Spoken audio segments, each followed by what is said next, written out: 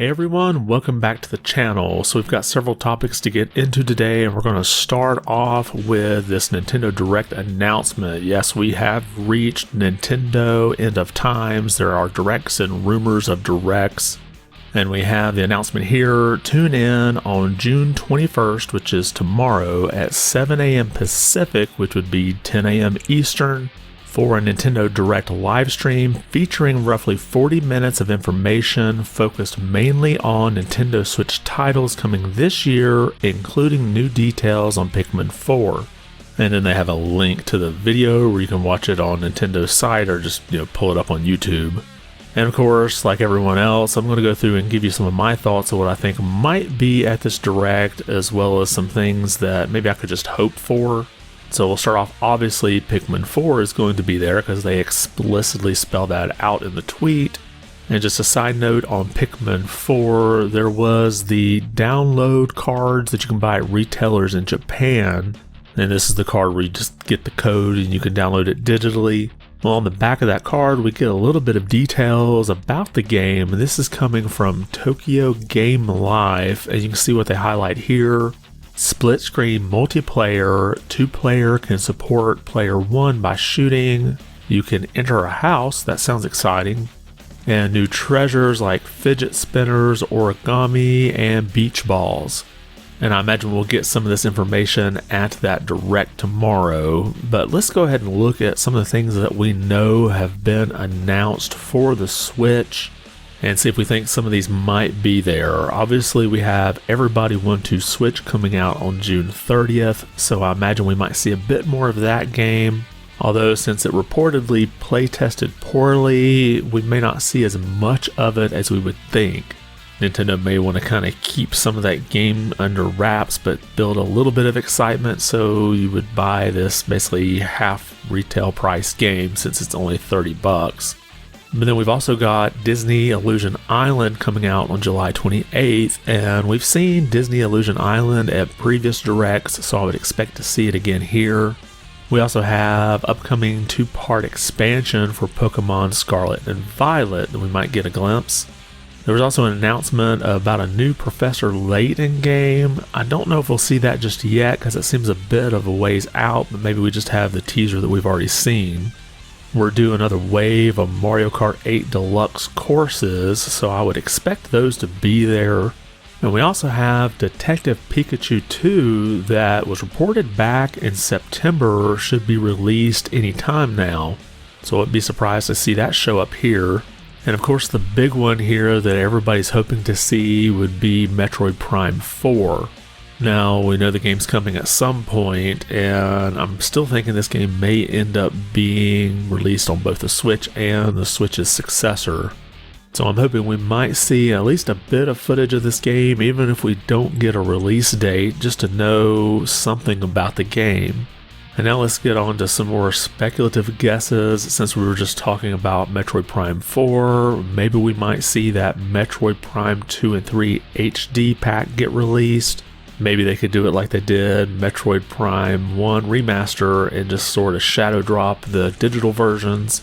We've also seen speculation about a remake of a Paper Mario game. And to go along with that, there have been recent rumors of a new 2D Mario game. We've had people like The Snitch tweet out hints about a new Mario game. And there's also been rumors of a remake of a classic Super Nintendo game. And then some other, I guess you could say, sort of leaks. We don't really have anything confirmed yet. Is that we had the support page for Crash Team Rumble installation shows the Switch listed as a platform, and that was then later removed. And of course, with something like that, it could have just been a mistake, or it could be an indication that the game's coming to the Switch. And of course, everybody's been speculating over the past week about Persona 3 Reloaded coming to the Switch, and I've already talked about that in some previous videos, that it looks like that might be possible. And then another twin pack that we've been waiting to see show up is that Twilight Princess and Wind Waker one. Now, unless it releases in the next few months, I'm thinking it won't get announced here. I could see maybe a November release or maybe early next year. And since we already got a Zelda game this year, they may hold off for another Zelda release next year. And while we're on the topic of Zelda games, could we see a DLC announcement for Tears of the Kingdom? That could be possible. If you remember, Breath of the Wild had DLC announced before the game was released, and now would be a great time to capitalize on the popularity of the game and open up some pre-orders for that DLC. And then finally, could we possibly see some new games added to Nintendo Switch Online? That seems like something they could very quickly insert and maybe say here's a couple of new Super Nintendo games, or maybe even some Nintendo 64 games.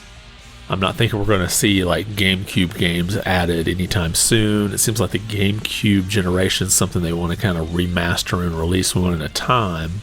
But hey, who knows? Maybe we might see Virtual Boy added there. And then looking outside of video games, since Nintendo's tweet did say it would be focused mainly on Switch titles, we do have a Detective Pikachu movie, and we could see something related to that since we've had such success with the Mario Brothers movie. However, I don't think that movie's probably far along enough. I believe it was originally announced like back in January of like 2019, I want to say, and there has been some ambiguity as to its recent development status. However, back in February of 2023, there was a representative from Legacy Entertainment that said the sequel was still in active development. So I think it's kind of a long shot that we'll see this here. I'm thinking this is still in the very early stages of active development because it seems like it may have gotten rebooted in that development phase. So we could be a few years out from its release. But then looking at movies, we could see maybe an official announcement for a sequel for the Super Mario Brothers movie, and I can hope and cross my fingers maybe they'll make an official announcement for a Zelda one.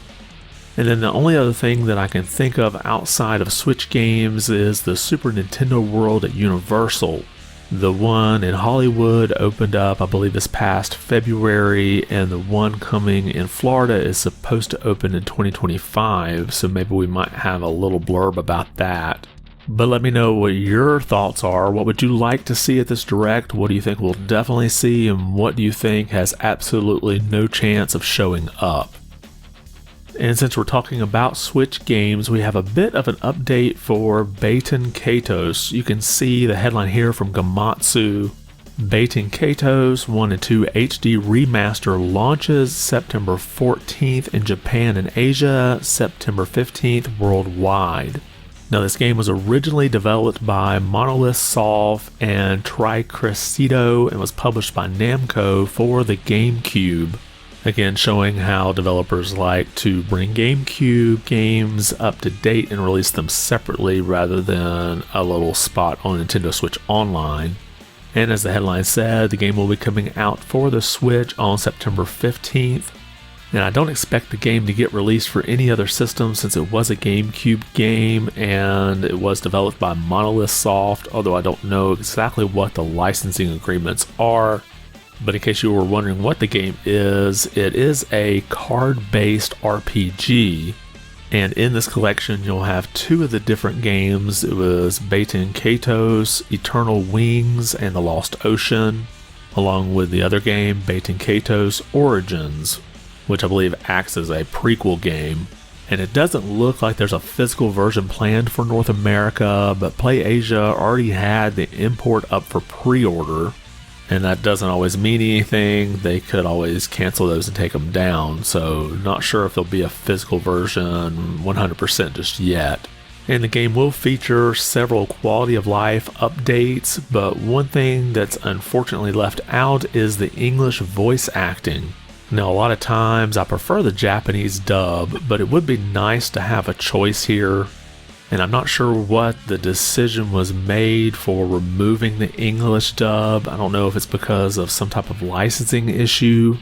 Maybe they just wanted to do one version and release it worldwide, and there may have been some restrictions from the dubbing studio as to where the dub could be released. Or who knows, maybe they just wanted to reduce the file size. But it's unfortunate that won't be there. I know some people have done like petitions to try to bring that to the game, and who knows, maybe they might add it in the future as a DLC. And then finally, we have the latest games coming to Game Pass for the last half of June. And you can see the games here. Coming on June 22nd, we have Need for Speed Unbound for Cloud, PC, and Xbox Series X and S, along with The Bookwalker for console and PC. And then on June 27th, we have Bramble the Mountain King for cloud, console, and PC, along with Fist Forged in Shadow Torch for cloud, PC, and Xbox Series X and S. And then on June 29th, we have Story of Seasons, Friends of Mineral Town for console and PC. And then on July 3rd, we have Arcade Paradise for console and PC. And then finally, on July 5th, we have Sword and Fairy Together Forever for console and PC. And looking back over this list, there was a 10-hour demo for Need for Speed Unbound, and I think I played through about 5 hours of it, and it was alright. I liked some of the earlier entries in this series, especially ones back in the day of the PlayStation 1 and the Sega Saturn, but if you're a fan of some of their more recent titles, you may want to check this one out. And then the other entry here that caught my attention was Arcade Paradise, and in this game you're supposed to build your own 90s theme arcade with over 35 different arcades to choose from. And this is a game that I've wanted to try out, and I just really didn't want to pay for it. Also, I kind of felt like if I was playing it, I might feel like I'm playing a real job. But that'll be something I try when it comes to Game Pass. Now, every time we have games coming to Game Pass, we also have some leaving.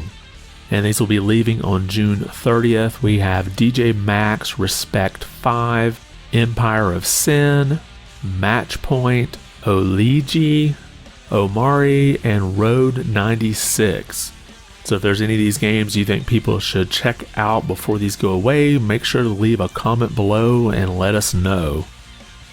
And that's all we have for today. Did anything we cover catch your attention? Make sure to let us know in the comments below. And if you like this video, be sure to give it a thumbs up. And if you haven't subscribed yet, consider doing so because it really does help out the channel quite a bit. I want to thank you for watching and be good.